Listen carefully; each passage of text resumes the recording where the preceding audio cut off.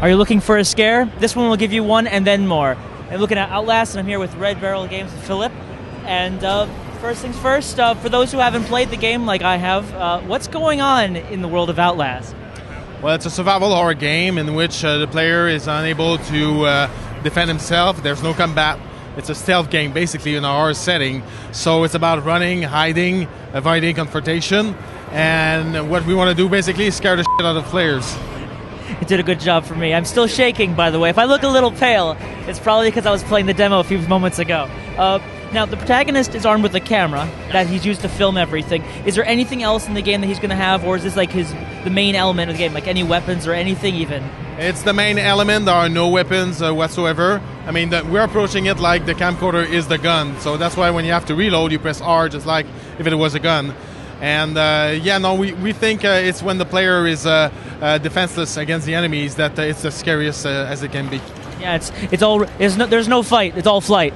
That's what I got to say. Now, the trailer we're seeing here, as well as in the game, there was a monster that was constantly chasing us as we found it.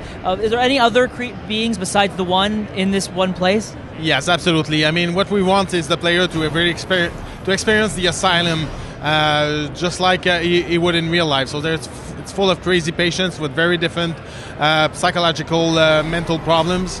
And so the one you saw in the demo is the main enemy. What we call him like the Predator. So he's going to be chasing you down throughout the whole game. But you're going to meet a lot of different patients, and they're going to be the example I often give is that Hannibal Lecter. You would cross him on the street, you wouldn't know he's a comedian, same person. So that's the feeling we're going for. When you meet somebody in the asylum, you don't know what's their background, what they're going to do. And sometimes they're going to attack you, sometimes they don't. And we want the player to keep progressing through the game with that feeling of doubt. Yeah, and for example, like early in the demo, there was a character who you run into while you're passed out, but you don't know. You just don't know if he's someone you need to trust or not. Yeah, exactly, and that's the feel. Because, we don't want the player to feel comfortable, basically. You think I'm comfortable right now? There's a lot of horror games out there, since Slender and Amnesia come out. So how does Outlast attempt to differentiate itself from the rest of those games? Well, first, we all have a background of action-adventure games.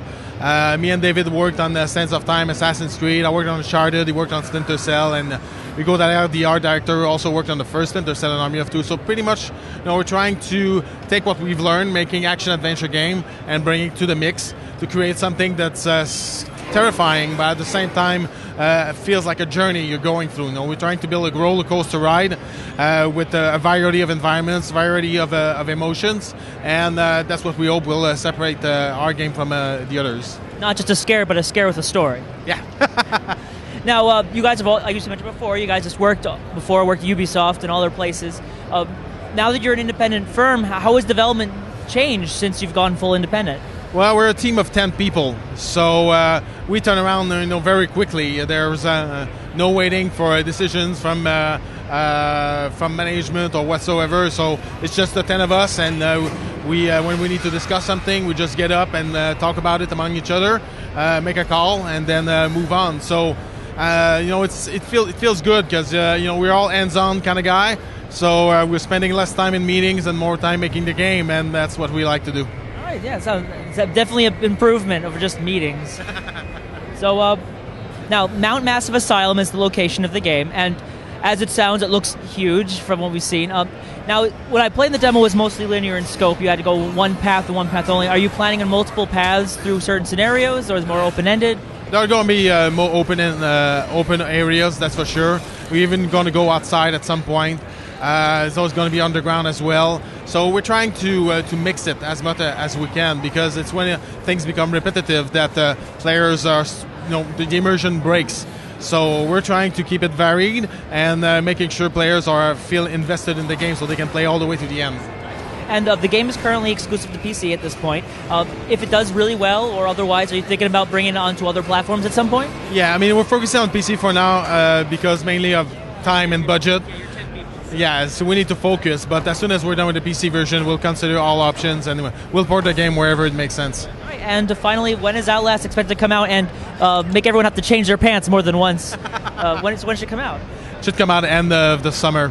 All right, so Well, I would say go get it, but I'm not even too sure. Get it. Come on. You know you want a good scare.